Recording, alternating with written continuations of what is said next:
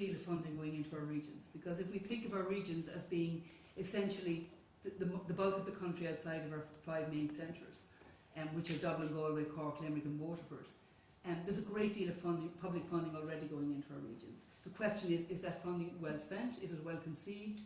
Does it need to be? Does the money need to be spent in a different way? So that's the first issue, I think. The second issue is, and it's been said already today, although I missed some of the earlier papers, but the issue is are there resources locally which can be used to fund local initiatives? And you only have to talk to anybody who works in a bank or a building society around the regions, and they tell you about all the savings that people have and all the resources that are there.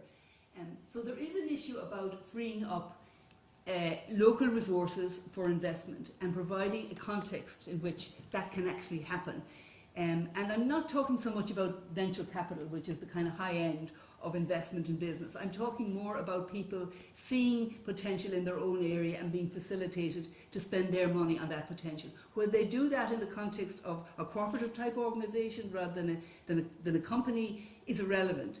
The point is that there are a lot of resources in rural areas, in regions rather, which are local and which I think perhaps could be tapped in relation to funding. The third point is that there is significant European funding coming in the next round of European programmes into Ireland, and there is a strong orientation in that funding towards the kind of initiatives that might be usefully deployed in towns, for instance, to revitalise rural towns, to develop a national strategy around how we might address towns, and to put into practice some of the powers and functions that have been given now to local authorities. So I think there are a number of different ways that we can go in relation to this. I also think, and I really do believe, that in time we will get local taxation right. We dropped it in 1977. It's taken us a long time to get back to it. But I think that we might actually get that right. So I would also see local taxation as being a huge having huge potential to match public expenditure to more locally effective projects than in the past as well.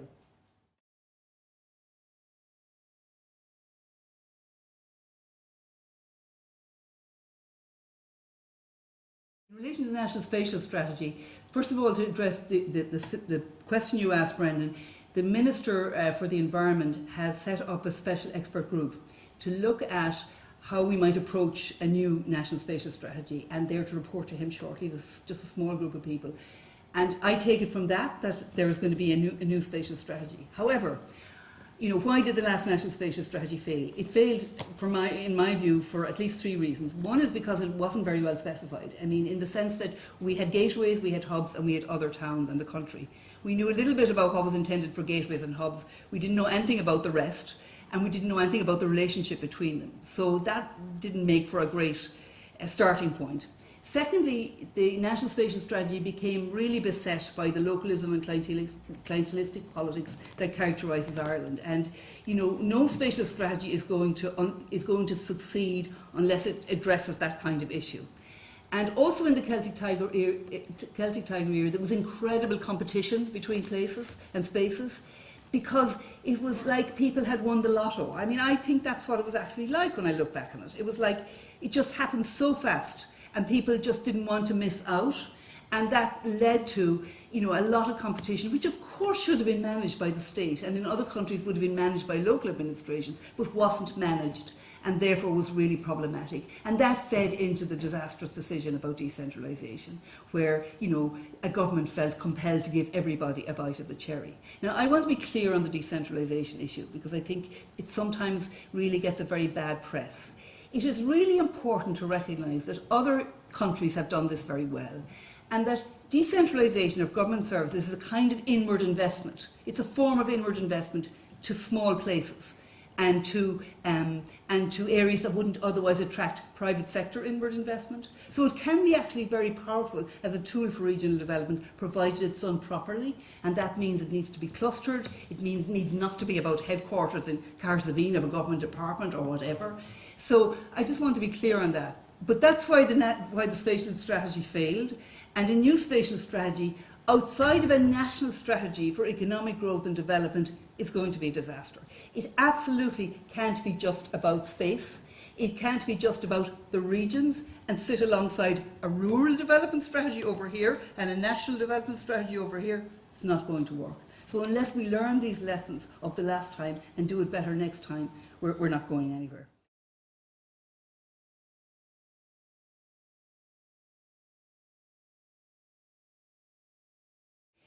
The point about co-ops is, it's interesting that our whole history of cooperative organisation here in Ireland actually came from agriculture, and particularly from food processing. Now that has morphed into, by and large, very successful multinational PLCs.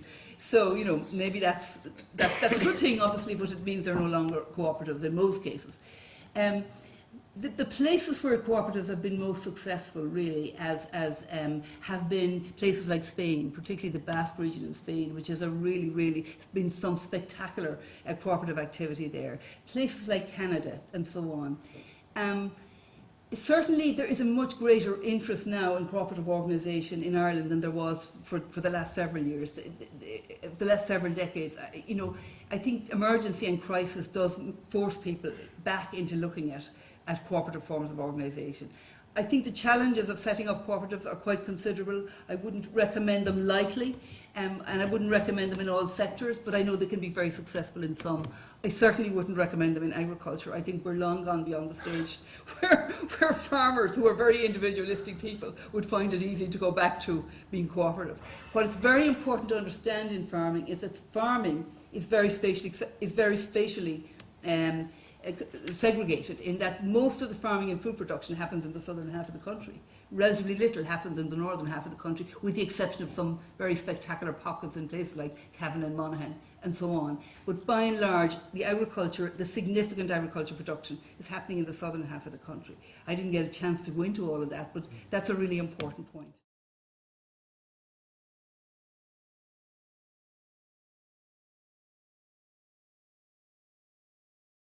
Point that Tom made about Dublin versus the rest, like London versus the rest, a huge problem, Tom. I think if you live in South Dublin now, you just get the shivers when you see what's going on with the property market and the kind of mini boom that's happening and the kind of discourse that there is around it, and you think, could this happen again? And could it happen to just a little bit of Dublin, not even all of Dublin, let alone the impact for the regions? So that's a very real concern. Thank you.